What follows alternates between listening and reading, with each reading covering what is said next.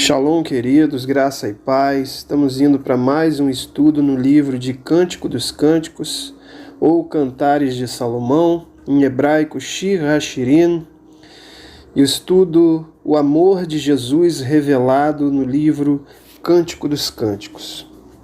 Estaremos vendo dessa feita o último versículo do primeiro capítulo, versículo 17, uma expressão de Sulamita ao seu amado que diz: de cedro são as vigas da nossa casa, e de cipreste os caibros do nosso telhado. Bom, aqui é uma expressão que Sulamita usa, uma expressão dupla, né? Fala das vigas, dizendo que são de cedro, e os caibros de cipreste, quer dizer, duas árvores muito importantes na literatura bíblica. Ela se refere à parte superior da sua casa, ou seja, o telhado da casa dos noivos, do noivo e da noiva, do amado e da amada. Sulamita usa essa expressão referindo-se à parte superior de sua casa, ao seu telhado. Então, vamos extrair algumas verdades aqui, vamos analisar alguns panos de fundo. Nós já estivemos falando sobre o cipreste em estudo anterior e nós vamos focalizar mais, nós voltaremos mais a nossa atenção ao cedro desta vez. Então, vamos estudar um pouco sobre os cedros. Os cedros, eles são originados das florestas do Líbano, né? Sempre a expressão Líbano vem junto com cedros na Bíblia, sempre usa essa expressão, os cedros do Líbano. Eles mediam sua circunferência, alguns chegavam até 15 metros de circunferência. A altura chegava a quase 30 metros, por isso que é uma expressão de excelência dessa árvore, né? Os poetas hebreus e as profecias bíblicas descrevem o cedro como símbolo de poder, de majestade, de grandeza, de beleza, de força, de estabilidade, de permanência, né? Alguns versículos falam sobre cedros. Se depois vocês quiserem pesquisar, estudar, Isaías 2,13, esses versículos vão falar dessa excelência dessa árvore, dessa madeira. Ezequiel 17, versículo 3, depois versículo 22 e versículo 23.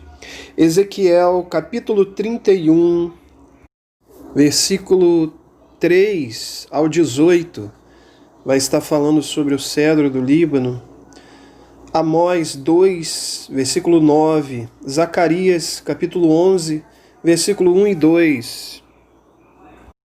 Algo importante é que o madeiramento do templo e dos palácios reais eram de cedro. Primeiro Crônicas 14:1, a gente vê isso. E que o segundo templo, o templo de Zorobabel, a madeira principal foi o cedro. Esdras 3, versículo 7. Alguns utensílios do tabernáculo, também o seu interior era de madeira. Lá a gente vai achar a expressão madeira de acácia, outra madeira, mas também é o mesmo estilo de madeira, né? O mesmo teor em suas qualidades.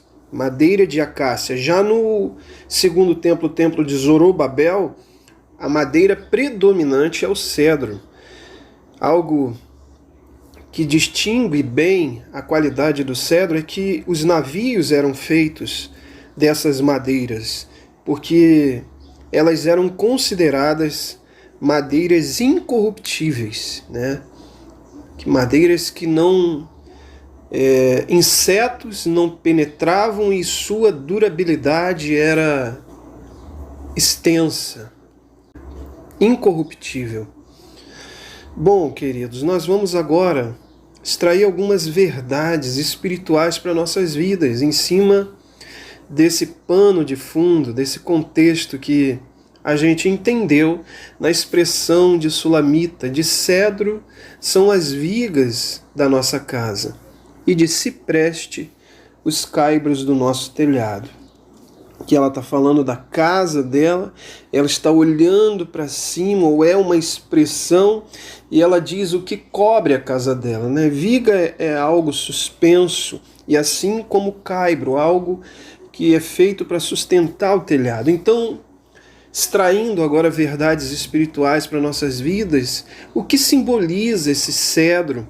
O cipreste também, já estivemos falando sobre ele, uma madeira importantíssima na Bíblia. Madeira que foi feita a arca de Noé. Estivemos falando sobre isso, né? E foi colocado betume ali. Então, que verdade podemos extrair para nossas vidas? Acima de muitas coisas que a gente poderia falar nisso daqui, mas eu ressalto, e aí essas verdades espirituais vai de cada expositor, da luz espiritual que o Espírito Santo traz para cada expositor dessas verdades. E eu quero ressaltar que essa madeira, esse cedro, esse cipreste, são símbolos da incorruptibilidade da pessoa de Jesus. Veja, a madeira fala da humanidade de Cristo. Porém, mesmo como humano, ele não se corrompeu com o pecado. Então a madeira é um símbolo de todo o ministério e vida de Jesus. Quando o sulamita usa essa expressão olhando para o telhado da sua casa e usa a expressão dessas madeiras, é um símbolo para nossas vidas ao olharmos aquilo que nos cobre, que cobre minha vida, é a vida de Jesus, é o sacrifício perfeito de Jesus por mim e uma vida totalmente sem pecado. O que cobre minha vida hoje, essa casa, esse telhado que cobre a noiva que é sulamita, foi a vida de Jesus. Ao olhar para cima, ela está protegida com a vida e com o sacrifício de Jesus, né? Eu coloco até uma expressão, ao olhar para cima, aquilo que nos cobre são as Escrituras, são a palavra de Deus. Algo interessante é que a Arca da Aliança, a arca, propriamente dito, ela era feita de madeira e coberta com ouro, a arca. Porém, existia o propiciatório. O propiciatório, ou seja, a tampa da Arca da Aliança, este era feito de ouro puro. Veja, nós estamos dentro dessa arca e nós estamos cobertos por Jesus Cristo. A sua humanidade e a sua divindade nos cobre.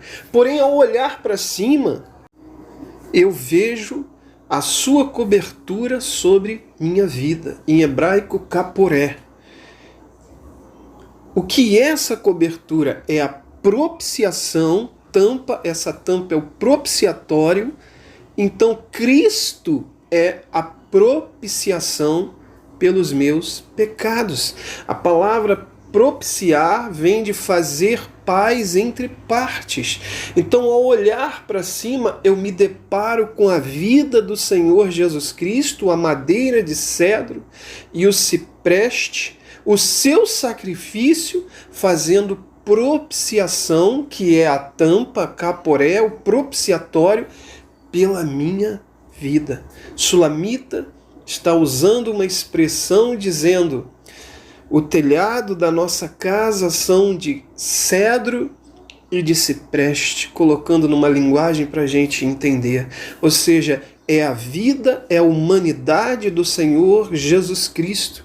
Ao mesmo tempo que fala da sua humanidade, fala da realeza, da durabilidade, da incorruptibilidade, porque nessa madeira, traça nenhum, cupim nenhum penetrava, ou seja, o pecado não penetrou na vida dele, e é a vida dele que nos cobre hoje.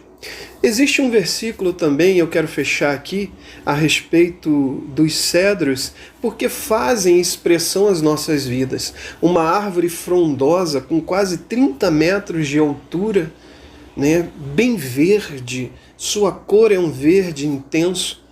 E Salmo de número 92, versículo 12 diz: os justos florescerão como a palmeira, crescerão como o cedro do Líbano. Justo aqui vem de ser justificados pela vida de Jesus, pela sua obra consumada. E diz que nós cresceremos como esse cedro do Líbano. Que possamos ser fortes, ter uma vida olhando para a vida de Jesus, para a sua cobertura em nossa vida e protegidos pelo seu sacrifício, completamente protegidos pela sua propiciação. Que Deus te abençoe, continue conosco nesse estudo, o amor de Jesus revelado no Cântico dos Cânticos de Salomão. Que Deus te abençoe. Amém.